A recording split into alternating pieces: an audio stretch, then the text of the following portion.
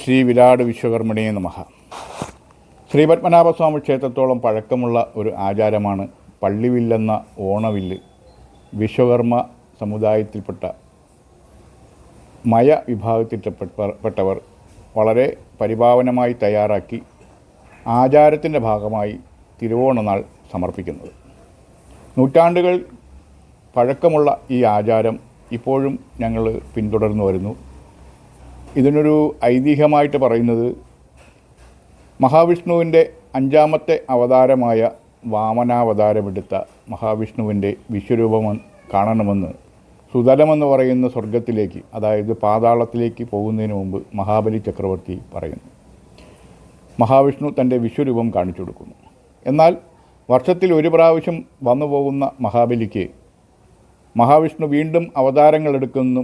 ഈ അവതാര കഥകൾ കൂടി കാണാനുള്ള ആഗ്രഹം പ്രകടിപ്പിക്കുമ്പോൾ മഹാവിഷ്ണു പ്രപഞ്ച ശില്പിയായ വിശ്വകർമ്മദേവനെ പ്രത്യക്ഷപ്പെടുത്തുകയും വിശ്വകർമ്മദേവൻ ദശാവതാരം, അതായത് നേരത്തെ എടുത്ത അവതാരങ്ങളും ഇനി എടുക്കാൻ പോകുന്ന അവതാരങ്ങളും ദശാവതാരമായിട്ട് വരച്ചു കാണിച്ചു എന്നും അവ പിൽക്കാലങ്ങളിൽ കാലാകാലങ്ങളിൽ മഹാവിഷ്ണു എടുക്കുന്ന അവതാര കഥകൾ ചിത്രങ്ങളായിട്ട് വരച്ച് വിഷ്ണു സന്നിധിയിൽ സമർപ്പിക്കാമെന്നും ഒരു വാക്ക് കൊടുക്കുന്നു. അപ്രകാരം നടക്കുന്ന ഒരു ചടങ്ങാണ് ഈ മഹാവിഷ്ണു സന്നിധിയിൽ വിശ്വകർമാവിൻ്റെ അനുചരന്മാർ മഹാവിഷ്ണുവിൻ്റെ അവതാര കഥകൾ ചിത്രങ്ങളായിട്ട് വരച്ച് സമർപ്പിക്കുന്നത്. ഇതിന് പള്ളിവില്ലെന്ന് ആണ് യഥാർത്ഥത്തിലെ പേര്. ഓണവില്ലെന്ന് വാമൊഴിയിലൂടെ വന്നു ചേർന്നതാണെങ്കിലും പള്ളിവില്ല് എന്ന ഓണവില്ല് ഞങ്ങളുടേത് തലമുറയായിട്ട് സമർപ്പിക്കുന്ന ഒരു ആചാരമാണ്. പാരമ്പര്യത്തിൽ അധിഷ്ഠിതമായ ചില വ്രതശുദ്ധിയും അതിൻ്റെ ആചാര അനുഷ്ഠാനങ്ങളുമൊക്കെ ഇതിൽ പരിപാലിച്ചിട്ടാണ് ഈ വില്ലുകൾ നിർമ്മിക്കുകയും അവയിൽ ചിത്രങ്ങൾ വരയ്ക്കുകയും പിന്നീട് അത് പൂജാതി കർമ്മങ്ങൾ ചെയ്ത് ഭഗവാന്റെ മുമ്പേ സമർപ്പിക്കുകയും ചെയ്യുന്നത്. 6 തരത്തിലുള്ള വില്ലുകളാണ് ഉള്ളത്. ഏറ്റവും വലിയ അളവിൽ പത്മനാഭസ്വാമിയുടെ വീരശയനമാണ് വരയ്ക്കുന്നത്. അതിൽ മഹാവിഷ്ണു അനന്തൻ്റെ പുറത്ത് അനന്തശായിയായി ശയിക്കുമ്പോൾ വളരെ സന്തോഷവാനായിട്ട് കാണുന്ന രീതിയിലാണ് ചിത്രങ്ങൾ വരയ്ക്കുന്നത്. ഏറ്റവും വലിയ അളവിൽ മഹാവിഷ്ണുവിൻ്റെ അനന്തശായിയായിട്ട് ഇരിക്കുന്ന രൂപവും കൂടെ അശ്വിനി ദേവന്മാർ, ഭഗവാന്റെ വാഹനമായ ഗരുഡൻ, നാരദർ, തലയുടെ ഭാഗത്തായിട്ട് ഭൂമിദേവിയും പാദത്തിൻ്റെ ഭാഗത്തായിട്ട് ലക്ഷ്മി ദേവിയും, ദിവാകരമുനി, കൗടിന്യ മഹർഷി, 2 ദ്വാരപാലകർ അജയനും വിജയനും, പിന്നെ ഭഗവാന്റെ ആയുധങ്ങൾ, 2 വശങ്ങളിലായിട്ട് തിരുവിതാംകൂറിൻ്റെ മുഖമുദ്രയായ ചക്രവും ശംഖും ഒക്കെയാണ് ഈ വലിയ വില്ലിൽ വരയ്ക്കുന്നത്. 2ാമത്തെ അളവിൽ ദശാവതാരം, ശ്രീരാമകഥകൾ, ശാസ്താവ്. ശ്രീരാമ കഥകളിൽ ശ്രീരാമൻ്റെ പട്ടാഭിഷേകം, ശബരിമോക്ഷം, പിന്നെ ഭരതൻ ശ്രീരാമൻ്റെ പാദുകം വെച്ച് പൂജിക്കുന്ന 3 ഘട്ടങ്ങളായിട്ടുള്ള ചിത്രങ്ങളാണ് അതിനകത്ത് വരയ്ക്കുന്നത്. ദശാവതാര വില്ലിൽ മഹാവിഷ്ണുവിൻ്റെ ദശാവതാരം, 10 അവതാരം, മത്സ്യം, കൂർമ്മം, വരാഹം, നരസിംഹം, വാമനൻ, പരശുരാമൻ, ശ്രീരാമൻ, ബലരാമൻ, ശ്രീകൃഷ്ണൻ, കൽക്കി, അങ്ങനെ ദശാവതാരം വരയ്ക്കുന്നു. പിന്നെ ഉള്ളത് ശാസ്താവാണ്. ശാസ്താവിന് ചിന്മുദ്രയോടുകൂടിയിരിക്കുന്ന അയ്യപ്പൻ്റെ ചിത്രവും പിന്നെ മഹാവിഷ്ണു മോഹിനി വേഷം കെട്ടിയതും മഹാദേവനുമായിട്ട് പരമശിവനുമായിട്ട് നിൽക്കുന്ന രൂപവും, അതിനകത്ത് ശാസ്താവിൻ്റെ ജന്മവും, പിന്നെയുള്ളത് സർവാലങ്കാര വിഭൂഷിതനായിട്ട് അയ്യപ്പൻ്റെ ശാസ്താവിൻ്റെ വാഹനമായ വെള്ളക്കുതിരയിൽ നിൽക്കുന്ന ഒരു രൂപമാണ്. അങ്ങനെ 3 ഘട്ടമായിട്ടുള്ള ചിത്രങ്ങളാണ് അതിൽ വരയ്ക്കുന്നത്. ഏറ്റവും ചെറിയ അളവിൽ വിനായകനും ശ്രീകൃഷ്ണലീലയും.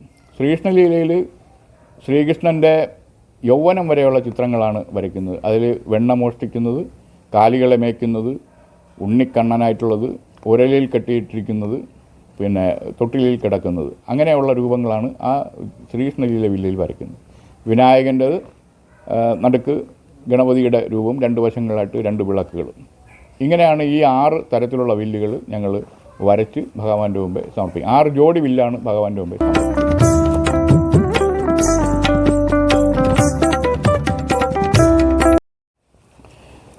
ഇത് ആചാരം എന്നുള്ള രീതിയിൽ ഞങ്ങളുടെ പൂർവികർ പത്മനാഭസ്വാമി ക്ഷേത്രത്തിൻ്റെ സ്ഥപതി ശില്പി പാരമ്പര്യമാണ്. തഞ്ചാവൂർ, കാഞ്ചീപുരത്തു നിന്ന് വന്ന ശില്പി പാരമ്പര്യമാണ്. തലമുറയായിട്ട് ഇപ്പോൾ തിരുവനന്തപുരത്ത് കരമനയിൽ താമസിക്കുന്നു. അതിനു മുമ്പ് തമലം ദേശത്ത് താമസിച്ചിരുന്നു, മണക്കാട് താമസിച്ചിരുന്നു. അവരുടെയൊക്കെ പൂർവികരൊക്കെ അങ്ങനെ ഈ ഭഗവാന്റെ പത്മനാഭസ്വാമിയുടെ ക്ഷേത്രത്തിനും ചുറ്റുവശങ്ങളിലുമൊക്കെ താമസിച്ചിട്ടുള്ള ഒരു കുലമാണ് ഞങ്ങളുടെ കുലം. ഇത് അവിടെ നിന്നും ഏതൊരു ക്ഷേത്രവും സമർപ്പിക്കുമ്പോൾ സാധാരണയുള്ള ശില്പികൾ, വിശ്വകർമ്മജരായിട്ടുള്ള ശില്പികൾ ആ ക്ഷേത്രങ്ങളിൽ അവരുടേതായിട്ടുള്ള ഒരു സംഭാവന നൽകാറുണ്ട്. ഇപ്പോൾ ചില ക്ഷേത്രങ്ങളിൽ നല്ല മനോഹരമായ കൊത്തുപണികളായിരിക്കാം, അല്ലെങ്കിൽ ആ ക്ഷേത്രത്തിൻ്റെ ഏതെങ്കിലും ഒരു ഭാഗത്ത് പ്രത്യേകതയുള്ള ഏതെങ്കിലും അവരുടേതായിട്ടുള്ള ഒരു കലാരൂപം നിർമ്മിച്ച് സമർപ്പിക്കും. ഇങ്ങനെ പല ക്ഷേത്രങ്ങളിലും ക്ഷേത്രം നിർമ്മിച്ച് സമർപ്പിക്കുന്ന വേളയിൽ സമർപ്പിക്കാറുണ്ട്. അതേപോലെയാണ് ഈ തഞ്ചാവൂരിൽ നിന്ന് കാഞ്ചീപുരത്തു നിന്നും വന്ന ശില്പികൾ ഭഗവാന്റെ മുമ്പേ ഈ പള്ളിവില്ലെന്ന ഓണവില്ല് ചിത്രങ്ങളായിട്ട് വരച്ച് സമർപ്പിച്ചത്. വഞ്ചിയുടെ മാതൃകയാണ് കേരളത്തിനെ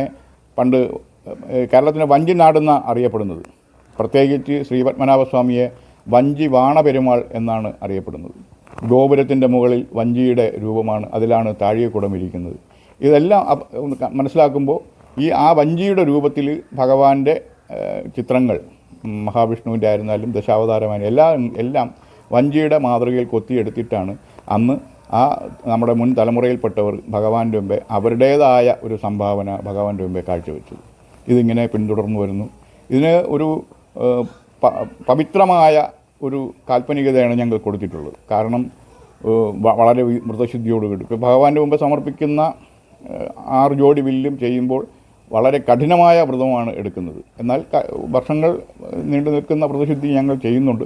കാരണം ധാരാളം ഭക്തജനങ്ങൾ ഈ ഓണവില്ല് വാങ്ങാൻ വേണ്ടിയിട്ട് ആഗ്രഹിച്ച് വരാറുണ്ട്. കുടുംബത്തിൽ ആചാരവില്ല് അന്വേഷിച്ച്, ആചാരപരമായിട്ട് സമർപ്പിക്കുന്ന കുടുംബത്തിൻ്റെ വില്ല് വേണമെന്ന് അന്വേഷിച്ച് ധാരാളം ഭക്തജനങ്ങൾ വരാറുണ്ട്. അവരിൽ നിന്നും ദക്ഷിണ വാങ്ങി ഞങ്ങൾ വില്ലുകൾ അവർക്ക് വേണ്ടിയിട്ട് നിർമ്മിച്ച് ഭഗവാന്റെ മുമ്പേ ഞങ്ങളുടെ തെക്കതിൽ കുടുംബക്ഷേത്രത്തിൽ വെച്ച് പൂജ നടത്തി സമർപ്പിക്കുക, അവർക്ക് നൽകാറുണ്ട്. ഇതിങ്ങനെ നാൾക്ക് നാൾ നടന്നുകൊണ്ട് വരുന്നു. ഇതിനകത്ത് പഞ്ചവർണ്ണങ്ങളാണ് പ്രധാനമായിട്ടും ചിത്രങ്ങൾ വരയ്ക്കാൻ വേണ്ടിയിട്ട് ഞങ്ങൾ ഉപയോഗിക്കുന്നത്. നല്ല മിഴിവുള്ള ചിത്രങ്ങളാണ്. കാരണം അനാട്ടമിയൊക്കെ കൃത്യമായിട്ടുള്ള കണക്കിലാണ്. എൻ്റെ അനുജന്മാരാണ് ഞങ്ങളോടൊപ്പം നിൽക്കുന്നത്. കാരണം ഒരു കുടുംബത്തിൽ നിന്നും ഓണവില്ല് കുടുംബത്തിലെ ചിത്രങ്ങൾ മാത്രമാണ് ഭഗവാന്റെ മുമ്പ് സമർപ്പിക്കുന്ന വില്ലായിട്ട് വരുള്ളൂ. ഓണവില്ലെന്ന് പറയുന്നത് ഓണവില്ല് കുടുംബത്തിൽ നിർമ്മിക്കുന്ന വില്ലുകൾ മാത്രമാണ്. അതുകൊണ്ട് മാത്രമല്ല, ഇപ്പോൾ എൻ്റെ അനുജനായ ക്ഷേത്ര ശില്പിയായിരുന്നു സുദർശൻ, നേരെ അനുജനാണ്. അത് കഴിഞ്ഞ അടുത്ത അനുജൻ ഉമേഷ് കുമാർ. ഈ ഉമേഷ് കുമാർ കഴിഞ്ഞ തലമുറയിൽ ഓണവില്ല് സമർപ്പിച്ച എൻ്റെ അച്ഛൻ്റെ അനുജനായ മഹാദേവനാചാര്യയുടെ മകനാണ്. പിന്നെയുള്ളത് എൻ്റെ ഏറ്റവും ഇളയ അനുജൻ സുലഭനാണ്. ഇവരെല്ലാം ചിത്രരചന മുൻപ് പല ജോലികളുണ്ടായിരുന്നാലും ഞങ്ങൾ ഇത് കുലത്തൊഴിലെന്നുള്ള രീതിയിൽ ഈ വില്ല് നിർമ്മാണവുമായിട്ട് ബന്ധപ്പെട്ടിട്ട് കഴിഞ്ഞ കുറേ വർഷങ്ങളായിട്ട് ഇതുമായിട്ട് ബന്ധപ്പെട്ട് നിൽക്കുകയാണ്. പല തൊഴിലുകളുണ്ടായിരുന്നു, അതെല്ലാം മാറ്റിയിട്ട് ഞങ്ങൾ ഈ ഓണവില്ല് നിർമ്മാണം ഒരു കുലത്തൊഴിലായിട്ട് സ്വീകരിച്ച് വരികയാണ് ചെയ്യുന്നത്.